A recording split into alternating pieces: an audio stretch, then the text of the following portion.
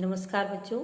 आज मैं आपके सामने आरोह पाठ्य पुस्तक के काव्य खंड के उषा नामक पाठ की व्याख्या करने जा रही हूँ, जो कि शमशेर बहादुर सिंह जी द्वारा लिखा गया है। सबसे पहले मैं आपको शमशेर बहादुर सिंह जी का परिचय देना चाहूँगी। शमशेर बहादुर सिंह का जन्म 13 जनवरी 1911 को देहरादून उत्तराखंड में हुआ। उनकी प्रमुख प्रकाशित रचनाएं कुछ कविताएं, कुछ और कविताएं, चुका भी हूँ नहीं मैं, इतने पास अपने, बात बोलेगी काल, तुझसे छोड़ है मेरी, उर्दू हिंदी कोश का संपादन आदि है।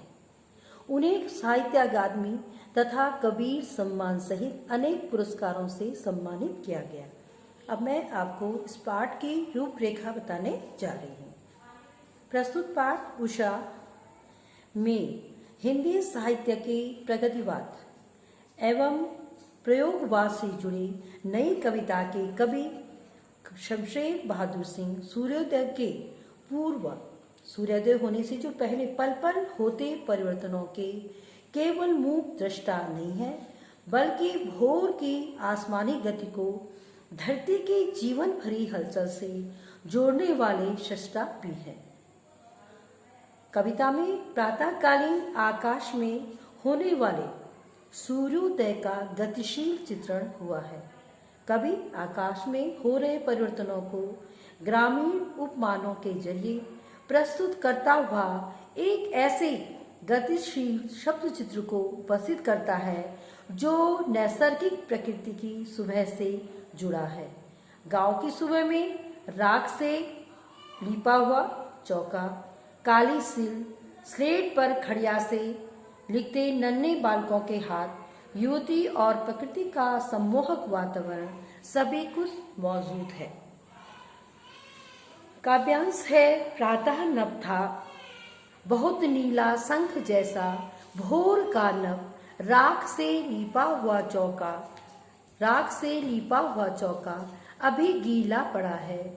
बहुत काली सिर जरा सी लाल केसर से कि जैसे धुल गई हो, स्लेट पर या लाल खड़िया चाक मल दी हो किसी ने, नील जल में या किसी की गौर झिलमिल देह जैसे हिल रही हो, और जादू टूटता है इस उषा का अब सूर्योदय हो रहा है।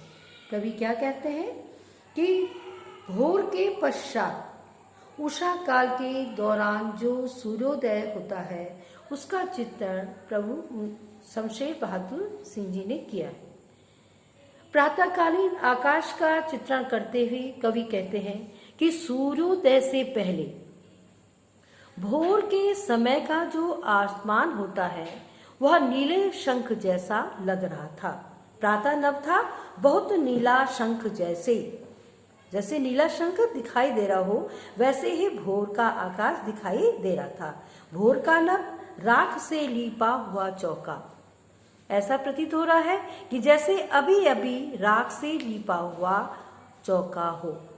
आकाश का रंग रात की नमी के कारण ऐसा प्रतीत हो रहा था कि जैसे अभी अभी किसी ने राख से चौका लिपा हुआ हो।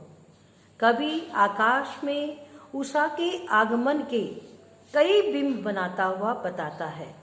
उषा का आगमन हो रहा है, उषा होने वाली है, तो वह कई बिंब बनाते हुए कहता है कि उषा काल में ऐसा लग रहा है मानो आकाश रूपी काली सिल, आकाश जो हल्की जैसे काली सिल पे थोड़ा सा लाल केसर मल दिया जाए तो वह उसमें लालिमा छा जाती है। उसी तरह से आकाश रूपी काली सिल पर जो लालिमा का आगमन हुआ है सूर्योदय होने के कारण, मानो कि आकाश में लाल केसर लग गया हो, या लाल केसर से आकाश रूपी जो काली सिल है वह धुल गई हो। वस्तुतः यह सूर्योदय के पूर्व आकाश में फैलती हल्की लालिमा युक्त आभा का बिंब है। थोड़ा हल्का सा नीला शंख जैसे आकाश दिखाई दे रहा है। उसी समय सूर्योदय होने के कारण हल्की सी लालिमा चारों ओर फैल गई है, तो वह क्या है, फैली हुई हल्की लालिमा युक्त ही आभा का बिंब है। या जैसे किसी बालक ने काली स्लेट पर थोड़ी लाल खड़िया या चाक मल दी हो। कवि उषा के इस समय के चित्र को स्पष्ट करने के लिए एक अन्य बिंब या उपमान को प्रस्तावित करते हुए कहता है कि उषा काल में सूर्योदय के समय ऐसा प्रतीत हुआ जैसे आकाश रूपी नीले जल में किसी युवती की, युवती कौन है यहाँ पे, कवि का किस तरफ संकेत है, उषा रूपी युवती, उषा का आगमन हो रहा है, उसको कवि ने एक युवती के तरह उसको प्रयुक्त किया है। तो उषा रूपी जो युवती है वह उसकी गोरी देह झिलमिलाती हुई दिखाई दे रही हो, और इस वर्णन के पश्चात संभावनाओं से बाहर निकलता हुआ जो कवि है, कवि के मन की बात है कि उषा के इस जादुई परिदृश्य के सम्मोहन के कवि क्या करता है, उसको टूटने की बात करता है और बताता है कि इन सजीव प्राकृतिक दृश्यों के परिवर्तित होने के पश्चात प्रकृति परिवेश में अब सूर्योदय हो रहा है। धीरे धीरे आकाश की जो नीले शंख वाला जो नीलापन है वह लालिमा में बदलता जा रहा है, और जब थोड़ा और उजाला होने लगता है तो लगता है कि जैसे आकाश रूपी नीले जल में कोई युवती कौन है, उषा रूपी युवती का आगमन हो रहा है, और जिसकी गोरी देह झिलमिलाती हुई नजर आ रही है।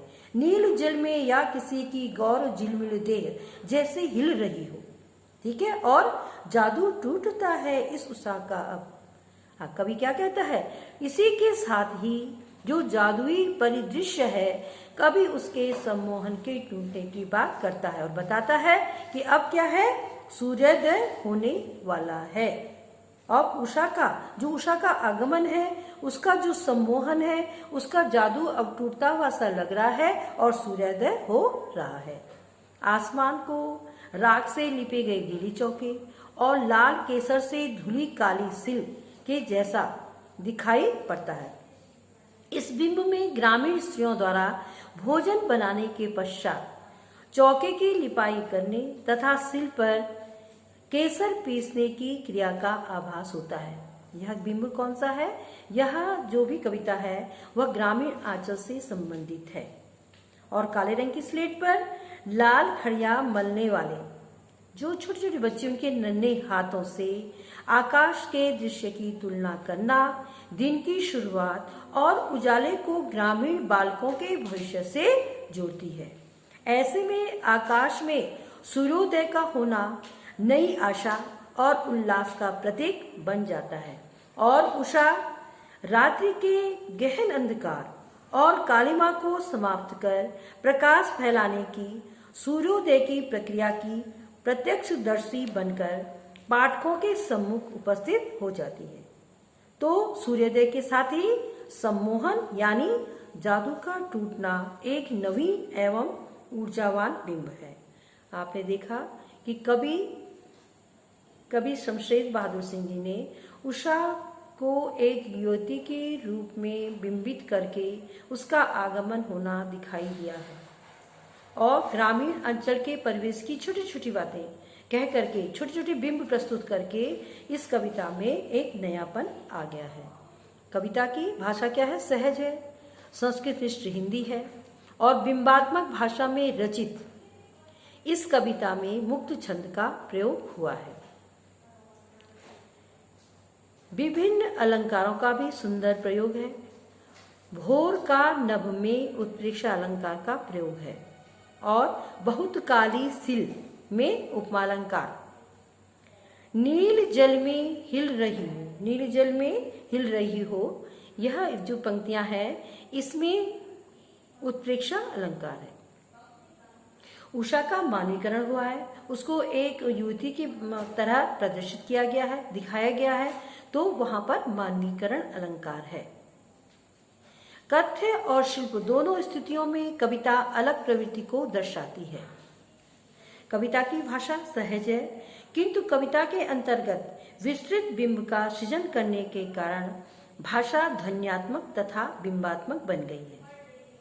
देशज तथा तस्मत् शब्दों के सुंदर समन्वय के साथ कवि ने कविता को अद्भुत गति प्रदान करने में सफलता पाई है। इस तरह से यह पाठ मैं यहाँ पे समाप्त कर रही हूँ। आशा है कि बच्चों आपको समझ में आ गया होगा।